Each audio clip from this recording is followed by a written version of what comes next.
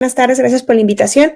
Em, los objetivos de esta clase va a ser identificar cuáles son los riesgos claves en pacientes pediátricos que tienen sospecha o diagnóstico de tumores mediastinales para evitar complicaciones durante su abordaje diagnóstico y terapéutico, entender por qué la coordinación entre los diferentes servicios puede salvarle la vida al paciente y valorar la importancia de implementar un protocolo clínico específico en las unidades en donde ustedes se encuentren. Entonces vamos a empezar con esta viñeta clínica de una niña que justamente llegó hace 10 días con nosotros. Es una niña de 10 años de edad que no tiene ningún antecedente de relevancia. Su motivo de consulta fue que la mamá la veía con la carita hinchada. Interrogando el padecimiento actual, la mamá refiere que desde hace 6 meses notaba que la niña cada vez que se acostaba para dormir tenía dificultad para respirar y que inclusive ya para cuando llegó con nosotros usaba entre 3 y 4 almohadas durante el sueño para poder mantener una adecuada respiración. Hace 2 semanas, previo a que llegara con nosotros, inició con edema en tórax superior. La mamá lo describía a la altura entre las clavículas y el cuello, región cervical y la región facial, así como dolor torácico. La niña lo describía como una dificultad para poder respirar. 7 días previos a que llegara, le diagnosticaron una reacción alérgica por este edema facial y tuvo tratamiento con antihistamínico por 8 días. Después de eso, le dijeron que tenía una infección de vías urinarias y le recetaron tratamiento con 2 antibióticos, con ampicilina y con ceftriaxona. Y el día que llegó con nosotros a la valoración fue porque, debido a que no había resuelto este edema facial, la mamá acude a un hospital general de zona. Ahí le diagnostican un angioedema, le administran una dosis de hidrocortisona a 1 miligramo por kilogramo de peso y lo envían a nuestra unidad. Esta paciente yo la recibí en el Hospital Juárez de México, que es un hospital que tiene toxicología, entonces por esa razón la enviaron con nosotros. A la exploración física de la paciente tenía un edema facial localizado solamente en la región mandibular, algo que es muy importante.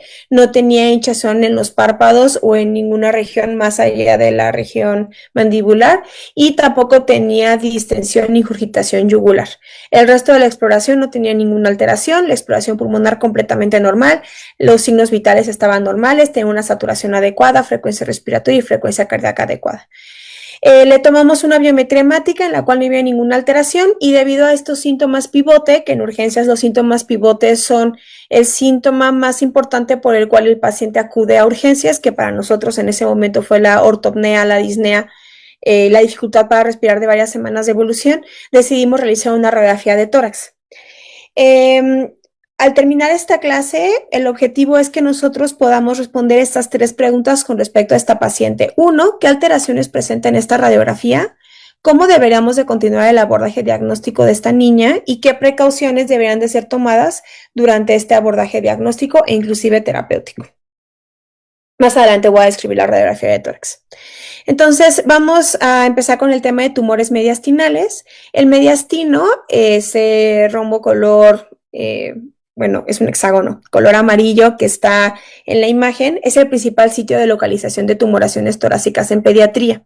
Y estas tumoraciones pueden ser de varios orígenes, desde congénito, infeccioso, tumoraciones benignas, pseudomasas, que quiere decir que el timo está ancho solamente, o tumoraciones malignas, que es del 70 al 75% de las masas mediastinales son tumoraciones malignas. Por eso toda masa mediastinal requiere un abordaje exhaustivo para determinar si tiene o no tiene un origen maligno. La mayor parte de los pacientes con tumores mediastinales pueden estar asintomáticos durante una muy buena parte del tiempo del padecimiento y generalmente llegan con nosotros a urgencias ya con síntomas muy floridos o bien la tumoración mediastinal es un hallazgo incidental en el abordaje de otras patologías. En urgencias, nosotros tenemos que tener como objetivo 2 cosas. 1, disminuir la probabilidad de que nuestro paciente se vaya a casa sin el diagnóstico adecuado, es decir, que busquemos de manera dirigida las tumoraciones mediastinales cuando tengamos ciertos síntomas que ahorita vamos a ver. Y 2, evitar que haya complicaciones secundarias del tratamiento o del diagnóstico. Protocolizar adecuadamente a nuestro paciente. Entonces, una vez que nosotros sospechamos que nuestro paciente tiene una tumoración mediastinal y decidimos tomar una radiografía, se tiene que hacer una medición de los hallazgos encontrados en esta. Siempre se tiene que procurar una proyección póstero-anterior, o sea, una tele de tórax. Ustedes saben que de acuerdo a la manera en que el rayo se proyecta a través del tórax, nosotros podemos encontrar un mayor o un menor tamaño. Por lo tanto, siempre tiene que ser una proyección póstero-anterior.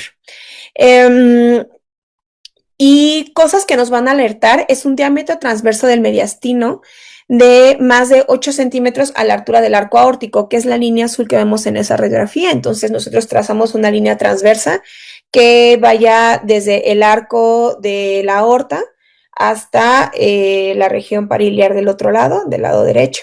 Y eso, un diámetro mayor de 8 centímetros es anormal. Un ancho mediastinal izquierdo que va desde la línea media de la tráquea al borde lateral izquierdo del mediastino a nivel del arco aórtico. Eso no tiene que superar entre los 7.3 y los 9.4 centímetros. Y la medida más importante es el radio mediastino tórax, que es el diámetro transverso máximo del mediastino entre el máximo diámetro interno del tórax a nivel del diafragma, que es la misma línea que nosotros trazamos, en esta imagen se va a ver mejor, es la misma línea que nosotros trazamos cuando vamos a medir el índice cardiotorácico. Entonces, el índice mediastino tórax es algo muy similar al índice cardiotorácico. La única diferencia es que en lugar de que la línea A represente el corazón, lo que va a representar es el ensanchamiento máximo del mediastino a nivel del arco aórtico. Entonces, esta división entre la línea A y la línea B no debe de ser mayor a 1/3. Eli más adelante va a comentar como una medida que se asocia a mayor riesgo, pero en el momento en donde es más de 1/3 A que B, entonces ya se considera que hay un ensanchamiento mediastinal que se tiene que investigar. En el caso de nuestra paciente, que es la radiografía que vemos con las líneas rojas, vemos que estos anchos, uno es 9 centímetros, el otro fue 22.5 centímetros, lo cual nos dio un índice mediastino tórax MAE de 0.4. Por lo tanto, nosotros ingresamos a la paciente con el diagnóstico de un ensanchamiento mediastinal, una probable masa mediastinal, e iniciamos el protocolo. ¿Qué es lo importante? Que una vez que esta paciente fue clasificada y fue diagnosticada con este padecimiento, nosotros tuvimos que empezar a tomar medidas iniciales para que su abordaje diagnóstico terapéutico fuera más seguro para ella. Aproximadamente del 10 al 20% de los niños que tienen una masa mediastinal van a tener complicaciones respiratorias y cardíacas durante su abordaje. Sobre todo los lactantes son los que tienen mayor riesgo, porque además, como ustedes saben, los lactantes por la anatomía tienen una vía aérea fisiológicamente difícil. Entonces, una vez que nosotros acostamos al paciente, la presión en el mediastino aumenta y si ahí hay una tumoración, esta presión puede colapsar las estructuras vasculares y las estructuras respiratorias. Entonces, cuando además nosotros vamos a someter al paciente, por ejemplo, a una biopsia o a una tomografía que es parte del abordaje diagnóstico y de nuestros pacientes, nosotros los estamos sometiendo, les estamos quitando las condiciones fisiológicas que les han permitido mantenerse vivos durante las semanas o los meses previos. Les quitamos la respiración espontánea, la fuerza torácica y entonces eso puede venir en varias complicaciones.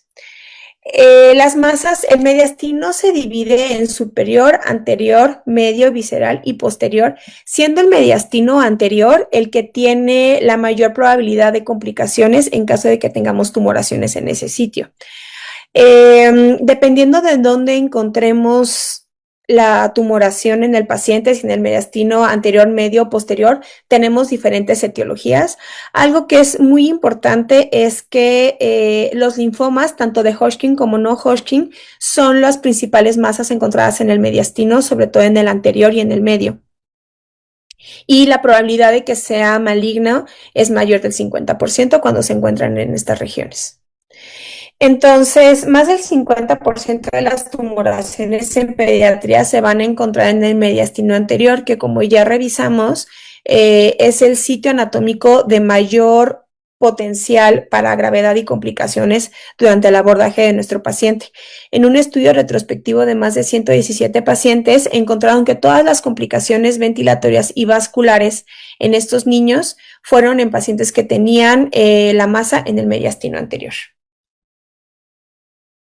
Aquí hay algunas imágenes en donde nosotros podemos ver cómo se encuentra un ensanchamiento mediastinal, tanto en tomografía como en radiografía, que pues es muy evidente.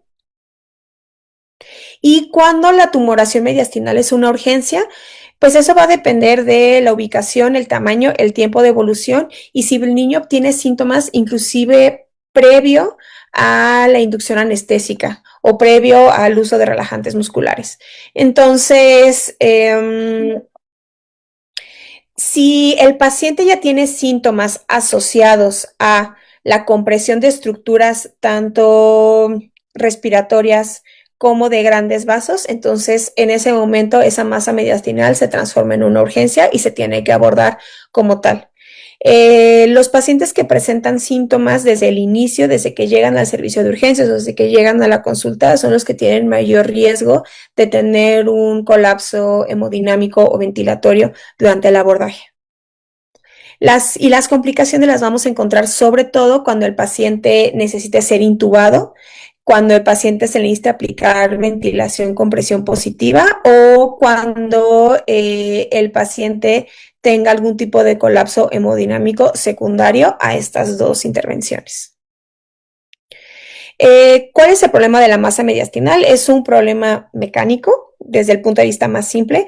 Nosotros cuando ventilamos de manera espontánea mantenemos una presión negativa en el tórax, lo cual ayuda a evitar el colapso de estas estructuras. En el momento en que nosotros le quitamos al paciente la capacidad de tener una ventilación espontánea y empezamos a ventilar, aumentamos la presión intratorácica, lo cual pues obviamente aumenta esta presión en las estructuras ventilatorias y cardiovasculares y lo cual puede complicar a nuestro paciente. Generalmente los niños con masas mediastinales son niños que llegan al servicio de urgencias, si bien no asintomáticos, sí bastante compensados. Son niños que no se acuestan, son niños que prefieren estar sentados. Entonces, cuando nosotros vamos a quitar esos mecanismos protectores del niño, es cuando podemos encontrar todas las complicaciones. La masa mediastinal anterior puede comprimir el corazón derecho, la vena cava superior y las venas pulmonares.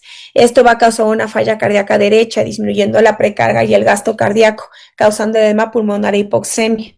Si la masa además comprime las arterias pulmonares, pues entonces va a haber hipoperfusión pulmonar y también puede comprimir la vía aérea causando una obstrucción de la vía aérea. Y esto es lo que va a causar el colapso tanto hemodinámico como ventilatorio.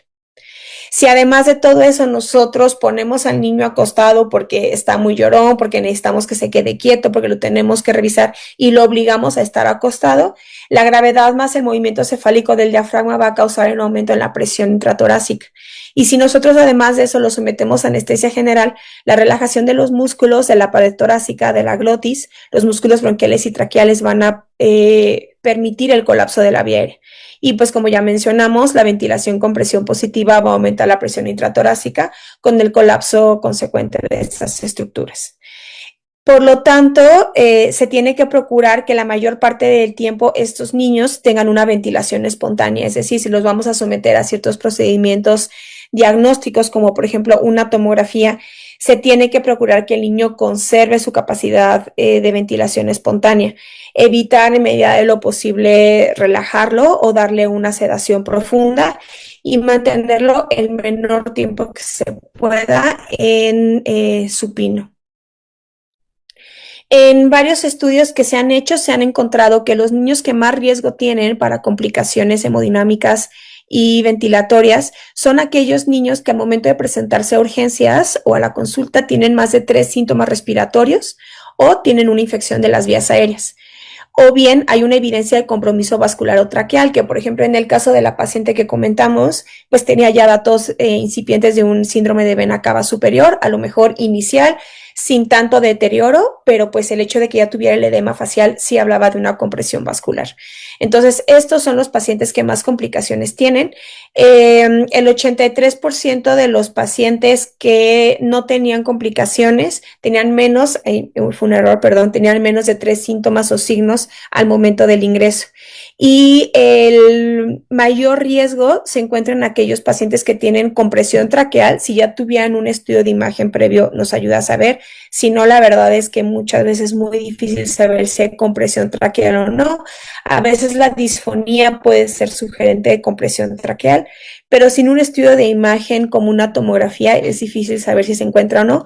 Pero tan solo la presencia de síntomas respiratorios o de infección de vía aérea superior aumenta muchísimo el riesgo de estos pacientes de tener alguna complicación. En este estudio, por ejemplo, donde analizaron a 57 pacientes, el 12% de ellos tuvieron complicaciones durante la intubación o durante la sedación para la tomografía o para el procedimiento quirúrgico, y eran pacientes que ya previamente tenían tos, disnea, hipoxia y ortopnea, y que tenían una reducción del porcentaje del área transversa traqueal y compresión de la carina. ¿Qué es esta medida del área transversa traqueal? Cuando nosotros tomamos una tomografía, tenemos que localizar los dos sitios de la tomografía en donde se encuentra el diámetro más grande y el diámetro más chiquito de la tráquea. Sacamos el área de cada uno, que es esta fórmula que aprendimos en algún momento en la secundaria, no me acuerdo si en la primaria ya sabíamos la fórmula del radio. Pero bueno, le sacamos el radio de las dos, tanto de la zona más chiquita como de la zona más grande, y sacamos un porcentaje de diferencia entre las dos, un delta. Si este porcentaje es menor a 0.5, es decir, básicamente si el radio menor es menos de la mitad del radio superior, entonces se considera que este porcentaje de compresión es de alto riesgo. Y en esta score que ellos desarrollaron, midieron cada uno de estos síntomas, dándole a algunos 2 puntos, a otros 1 punto, y con eso pudieron estratificar a los pacientes entre bajo riesgo, riesgo intermedio y riesgo alto. Y entonces los pacientes clasificados con bajo riesgo, es decir, que no tenían o ningún síntoma o tenían alguno de los síntomas que solamente daban 1 punto, se consideraba que era seguros pasarlos a procedimientos con anestesia general. Sin embargo, los pacientes tanto de riesgo intermedio como de riesgo alto tenían alto riesgo de complicaciones, y por lo tanto se tenía que establecer un protocolo multidisciplinario para poder hacer la tomografía y obviamente para que puedan pasar al quirófano. Este índice predictivo da una sensibilidad del 100% y una especificidad del 97.7% para complicaciones durante los procedimientos anestésicos. Y en caso de que nosotros clasifiquemos a nuestro paciente como alto riesgo, es decir, ya hicimos el abordaje inicial, ya consideramos que nuestro paciente tiene alto riesgo porque independientemente de que no tengamos una tomografía, que va a ser la mayor parte de los casos de manera inicial, si tenemos estos síntomas y tenemos más de 2 puntos, ya tenemos un riesgo por lo menos intermedio. Y por lo tanto, la institución tendría que tener un protocolo para poder atender a estos pacientes de manera oportuna. Desde que pasen a la tomografía, desde ese momento el paciente ya está estratificado con cierto riesgo y debemos de tener una manera sistemática de atenderlos. En nuestra institución se llama Código Aire, probablemente si ustedes lo buscan en otros sitios con este nombre no lo van a encontrar, pero básicamente es este algoritmo que se desarrolló para que nosotros podamos protocolizar de manera adecuada a los pacientes. Entonces, si el paciente tiene un tumor en tórax sospechado, diagnosticado con una dificultad respiratoria, en ese momento se activa el código aire, porque la dificultad respiratoria es un síntoma de alto riesgo. Entonces, cuando se activa el código aire, se manda a vocear a los servicios de terapia intensiva, anestesio, oncoclínica y quirúrgica y neumología, de tal modo que en el momento en que el paciente va a pasar a la tomografía de tórax, que no debe de pasar más de 1 hora, ya tengamos nosotros un equipo que pueda asegurar la vía aérea en caso de que sea necesario, e inclusive antes de la realización de la tomografía. Entonces, el paciente en este momento se evalúa, se considera si puede pasar o no a tomografía y soportar el decúbito o no lo va a soportar, si requiere sedación o no requiere sedación, si se puede hacer con ventilación espontánea o no. Y cuando el paciente está en la tomografía, en esa misma sala de la tomo está cirugía oncológica, cardiología sabe del caso del paciente, está terapia intensiva y está el equipo de anestesiología con todos los insumos como un broncoscopio rígido, un equipo de traqueostomía para poder darle el manejo oportuno al paciente. Como conclusiones, los pacientes con tumoración en el mediastino, sobre todo en el mediastino anterior, tienen potenciales complicaciones que ponen en riesgo la vida. Estas se pueden prevenir, eso es muy importante, sobre todo cuando nosotros determinamos el riesgo de acuerdo a los datos clínicos y radiográficos de nuestro paciente y contamos con un equipo experto y preparado durante su atención. Bien.